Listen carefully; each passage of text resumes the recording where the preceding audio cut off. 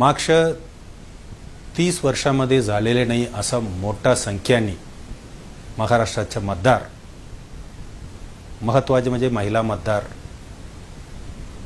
मोठ्या संख्येने मतदान केलेले आहेत। मागच्या इलेक्शन पर्यंत 61% होते, आता 66% मतदान झालेले आहे। 5% वाढलेले म्हणजे साधा नाहीये, 50 लाख मतदार जास्त मतदान केलेले आहे।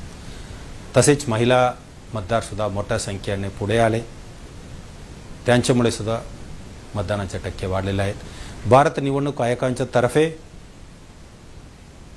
श्री राजीव कुमार जी आणि इतर सर्व निवडणूक आयोगाच्या सदस्य आहेत, त्यांनी सर्व त्यांच्या मनापासून आपल्याला आभार आणि अभिनंदन करत आहेत।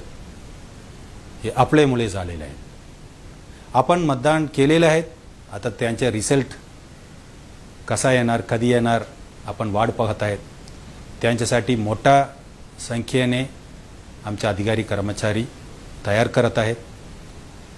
आपल्या राज्यामध्ये 6500 टीम, 6500 टेबल काउंटिंगसाठी तयार राहणार।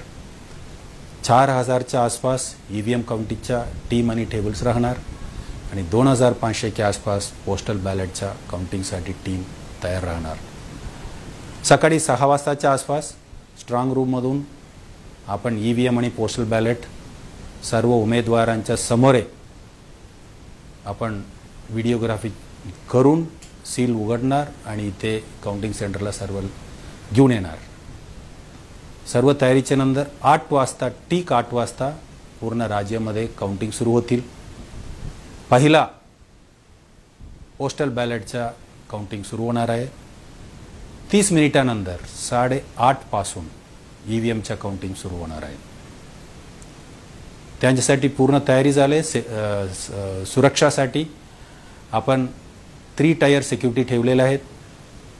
पहिला राऊंडमध्ये सीएपीएफ, सेंट्रल गव्हर्नमेंटच्या फोर्सेस राहणार आहे, बीएसएफ, सीआरपीएफ इत्यादी।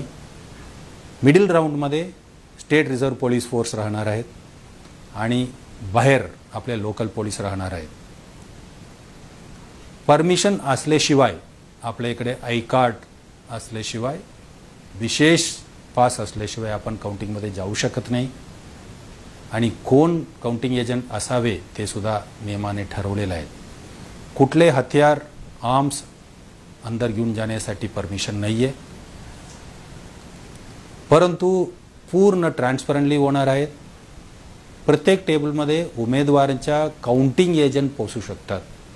त्यांनी पोलिंग दिवस झालेले वोटच्या 17 त्यांच्याकडे आहेत, त्याप्रमाणे ईव्हीएमला मतदान आहेत का पाहू शकतात आणि त्यांच्यानंतर प्रत्येक पोस्टल बॅलेट काउंटिंगमध्ये बरोबर मतदान झाले आहेत का, कुणाला मतदान झाले ते कुणाच्या टप्प्यामध्ये टाकत आहे ते सर्व आपण पाहू शकतात। प्रत्येक राऊंडला उमेदवारच्या एजंटच्या, काउंटिंग एजंटचं सही घेण्यात येणार। या व्यतिरिक्त आपल्या निवडणूक निर्णय अधिकारीच्या कामाला देखरेख करण्यासाठी इतर स्टेटमधून आलेले ऑब्झर्वर राहणार आहे।